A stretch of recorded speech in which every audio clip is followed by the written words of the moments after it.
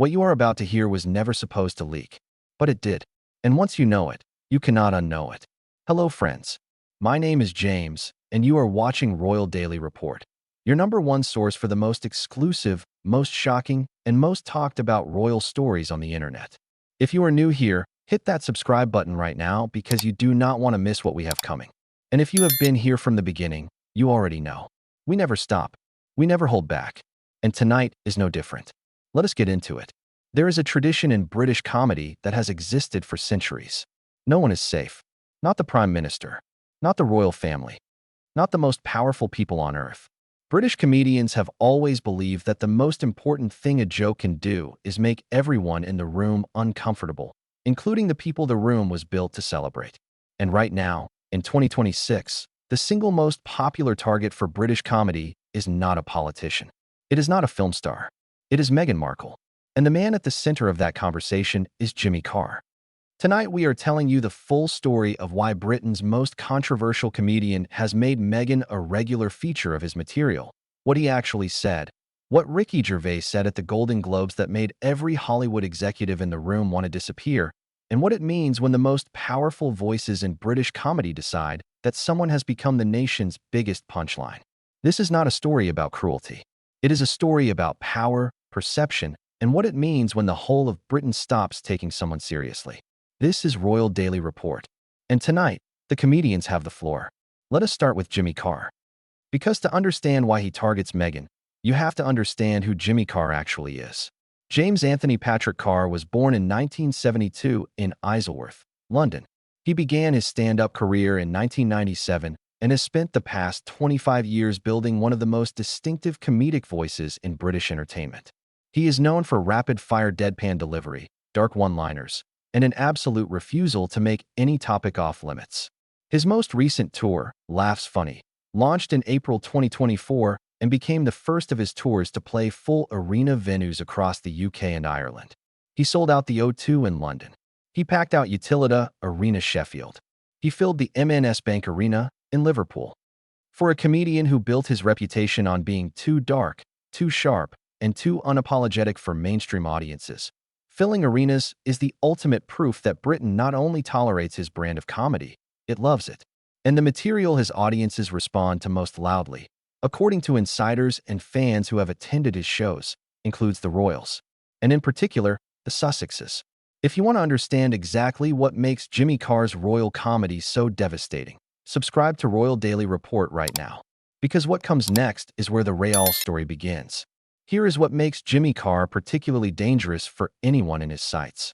He does not just make jokes. He identifies contradictions. He finds the gap between what someone says and what they do, and he builds a joke in that gap that makes the audience feel like they already knew the punchline before he delivered it. That is his specific gift. And Meghan Markle, by most accounts of British public sentiment, offers what comedians call extremely rich material. Consider the contradictions that have defined her public story since 2020.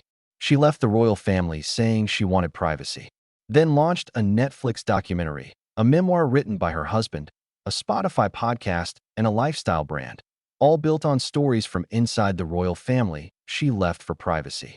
She said the institution failed to protect her from the press, then gave one of the most watched interviews in television history to the most powerful television personality in America.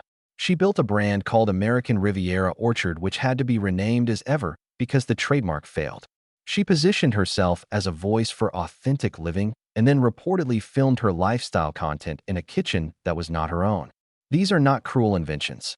These are documented events, publicly reported, that create exactly the kind of comedic contradiction that Jimmy Carr lives to exploit. And he has. According to multiple sources and attendees of his Laughs Funny Arena tour, Carr has called Meghan Markle the original Wallis Simpson.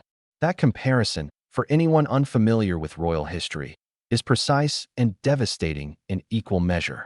Wallis Simpson was the American divorcee whose relationship with King Edward VIII caused a constitutional crisis so severe that he abdicated the throne in 1936.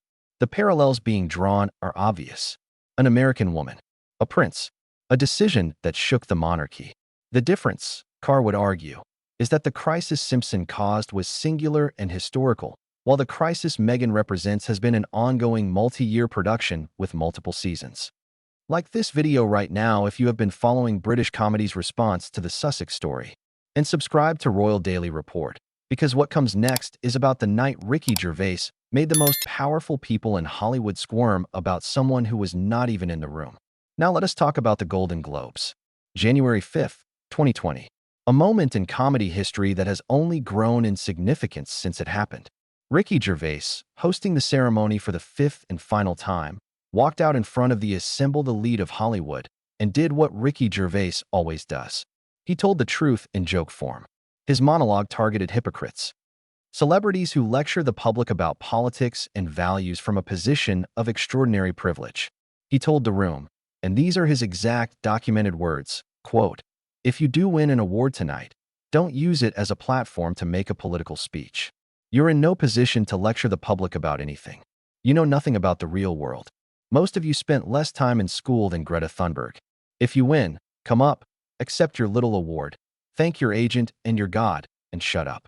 He also made a joke about Prince Andrew and Jeffrey Epstein. He mentioned Leonardo DiCaprio's preference for younger women. He made the entire room, by every account from people who were there, visibly uncomfortable with his willingness to say things everyone was thinking but nobody was allowed to say. Harry and Meghan were not directly named in that 2020 monologue. They had just announced their intention to step back from royal duties the previous month. But the spirit of what Gervais was saying, the specific critique of famous people who use their platform to tell the rest of the world how to live while living lives of extraordinary privilege and contradiction, was landing directly on the ground Harry and Meghan would spend the next 5 years occupying. A prince who tells the world about the trauma of his privilege while living in a $14 million California mansion. A duchess who campaigns for mental health awareness while simultaneously engaging in the most public, sustained, and media-saturated campaign of royal criticism in modern history. Comedy sees these contradictions instantly, and British comedy, in particular, makes them its business. Do not go anywhere. Subscribe to Royal Daily Report and turn on those notifications, because what comes next is about why Britain specifically has turned Meghan into its favorite comedy subject, and what that actually tells us about the relationship between this family and the country it left. Here is the question that nobody in the Sussex world wants to answer. Why does Meghan Markle specifically attract this level of comedic attention in Britain? Not Harry, not William, not King Charles, who by any objective measure has more material available to comedians between Camilla, the duchy, the coronation, and everything else. Why Meghan? Part of the answer is the gap between her public image and British public opinion. YouGov's most recent polling, released June 13, 2026, shows Meghan's approval rating among the British public at 19%. That is not just low, that is historically low. It represents a gap so wide between how Meghan perceives herself as a compassionate, authentic, humanitarian figure and how the British public perceives her, that the gap itself becomes comedy material. Because comedy has always lived in the gap between what people claim and what others believe. Another part of the answer is what media analysts call the authenticity problem. British culture, at its core, has a very specific and very low tolerance for what it perceives as performance.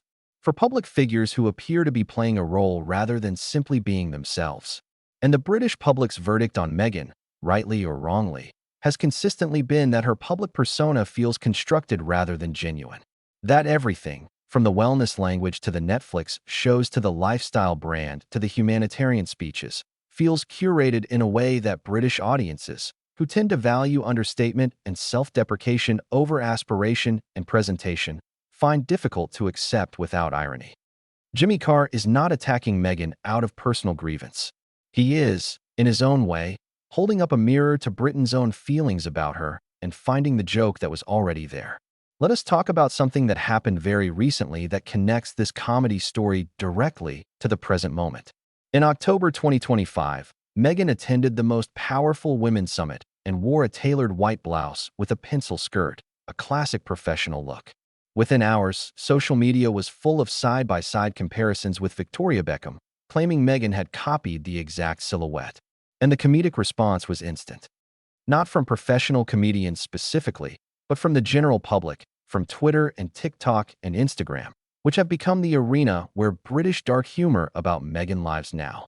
The joke was not really about copying clothes. The joke was about the idea that someone who presents herself as an authentic, unique, original voice would appear to be wearing an almost identical look to the woman whose husband's friendship she reportedly helped destroy. That is a Jimmy Carr joke before Jimmy Carr has even written it. It writes itself because the contradiction is already visible to everyone watching. Now let us talk about what all of this means for Meghan's actual situation in 2026. Because this is not just entertainment analysis. It has real practical consequences. When a public figure becomes comedy shorthand, when their name alone generates a knowing laugh in a theater full of strangers, it signals something important about their public standing. It is not the same as being hated. Some of the most beloved figures in British culture have been subjected to the most savage comedic treatment. The royal family itself has been a comedy staple since beyond anyone's memory. Spitting Image made puppets of every senior royal, and the public loved both the royals and the satire simultaneously. But there is a specific kind of comedy that is harder to survive than ordinary satire. It is the comedy of contradiction, of being the person whose words and actions are so consistently misaligned that the comedian barely needs to exaggerate. They just have to point. And that is where Meghan Markle sits in British comedy in 2026. Not as a cartoon villain, not as a figure of contempt, but as a walking illustration of the gap between aspiration and reality, between claimed authenticity and perceived performance, between the story someone tells about themselves and the story the audience believes they are actually watching. Jimmy Carr did not create that gap. He just found it. And in the tradition of British comedy that has existed for centuries, he is making the most of it. Here is what this story ultimately tells us. Comedy is a mirror. It reflects back what a culture actually thinks about its public figures, stripped of the politeness and the deference and the careful language that official media uses when discussing them. When Jimmy Carr calls Meghan the original Wallis Simpson in front of an arena full of people and the audience laughs, he is not making a statement about Meghan specifically. He is revealing a statement that British culture has already made about her, and finding the version of that statement that makes everyone in the room feel both the cruelty and the recognition simultaneously. That is what the best British comedy always does. It names the thing everyone was already thinking. For Meghan Markle, the thing Britain is thinking has been consistent for years. Here is a woman who left one of the world's most famous families, saying she wanted peace and privacy, and has since generated more press coverage, more public scrutiny, and more international attention than she ever would have generated by staying. That contradiction is the joke. Jimmy Carr just has the nerve to tell it out loud. This is Royal Daily Report, and we will keep covering the story behind the story. That is all for tonight, friends. I am James, and this has been Royal Daily Report. If this story hit different for you, hit that like button right now. Subscribe if you have not already, and turn on those notifications because we drop new stories every single week. Share this video with one friend who loves royal news. I will see you in the next one. Until then, stay informed, stay curious, and stay royal. Goodbye, friends. Hello, friends. If you are not subscribed to Royal Daily Report yet, what are you waiting for? Hit that button right now.